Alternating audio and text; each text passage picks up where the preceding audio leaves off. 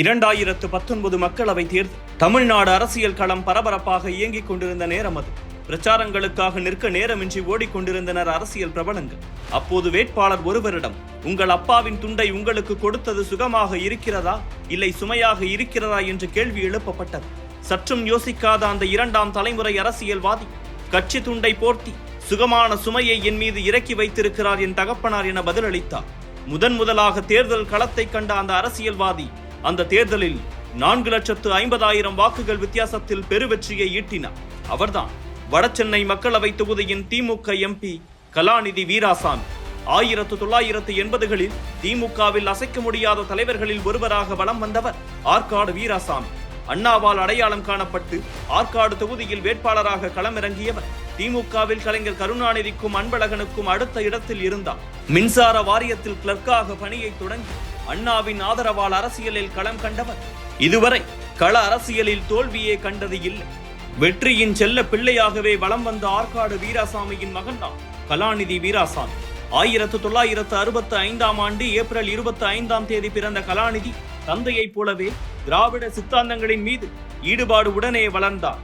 பள்ளி படிப்புக்கு பிறகு மருத்துவத்துறையை தேர்ந்தெடுத்த கலாநிதி வீராசாமி 1999இல் ஸ்ரீ ராமச்சந்திரா மருத்துவக் கல்லூரியில் MS படிப்பும், 2001இல் ஸ்டான்லி மருத்துவக் கல்லூரியில் பிளாஸ்டிக் அறுவை சிகிச்சை படிப்பிலும் பட்டம் பெற்றவர்.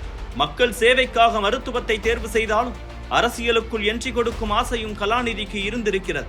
ஒருமுறை இது குறித்து தனது தந்தையிடமே கூறியிருக்கிறார் கலாநிதி. ஆனால் தந்தை ஆற்காடு வீராசாமியோ, நீ அரசியலுக்குள் வந்தால் நான் என் பயணத்தை முடித்துக் கொள்கிறேன் என கூறியிருக்கிறார்.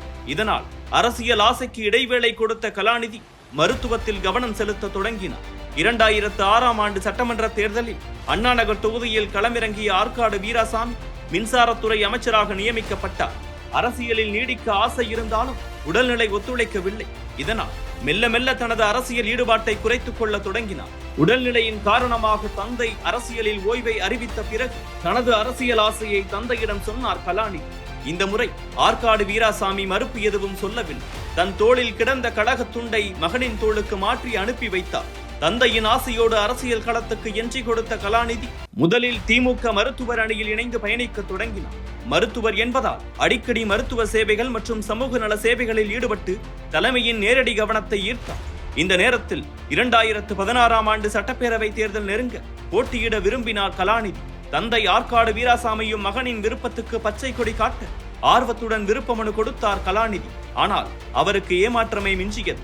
அவர் விரும்பி கேட்டிருந்த தொகுதியை கட்சியின் சீனியர் ஒருவருக்கு கொடுத்திருந்தார் கலைஞர். சிறிதும் சோர்வடையாத கலாநிதி மீண்டும் கட்சி பணிகளில் தீவிரமாக களமிறங்கினார்.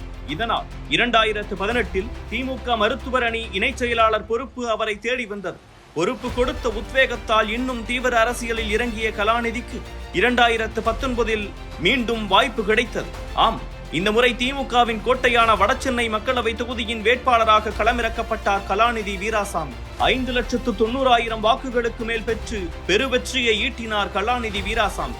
தன்னை எதிர்த்து போட்டியிட்ட தேமுதிகவின் மோகன்ராஜாவை 4,60,000 வாக்குகள் வித்தியாசத்தில் தோற்கடித்தார். மக்களவையில் 83 விழுக்காடு வருகை பதிவு வைத்திருக்கும் கலாநிதி கடந்த 5 ஆண்டுகளில் 59 விவாதங்களில் பங்கேற்று பேசியிருக்கிறார். ஆளும் பாஜகவை கலங்கடிக்கும் விதமாக இதுவரை 295 கேள்விகளை மக்களவையில் எழுப்பியிருக்கும் கலாநிதி 3 தனிநபர் மசோதாக்களையும் தாக்கல் செய்திருக்கிறார். காட்டுப்பள்ளி துறைமுக விரிவாக்கம், இந்தியாவில் இலங்கை தமிழர்களுக்கான உரிமை உள்ளிட்ட பல விஷயங்களில் தமிழர்களின் குரலை நாடாளுமன்றத்தில் எதிரொலித்திருக்கிறார். கடந்த ஆண்டின் இறுதியில் நாடாளுமன்றத்தின் மீது நடத்தப்பட்ட தாக்குதல் தொடர்பாக கேள்வி எழுப்பியதற்காக இவரை கூட்டத்தொடர் முழுவதும் இடைநீக்கம் செய்து உத்தரவிடச் செய்தது பாஜக அரசு. இப்படி சமரசமின்றி நாடாளுமன்றத்தில் செயல்பட்ட கலாநிதி வீராசாமி இந்த முறையும் வடசென்னை வேட்பாளராக களமிறக்கப்படலாம் என எதிர்பார்க்கப்படுகிறது. வெற்றியின் செல்ல பிள்ளையாக வலம் வந்த தந்தையின் பெயரை மகனும் காப்பாற்றுவாரா என்பதை பொறுத்திருந்து பார்க்கலாம்.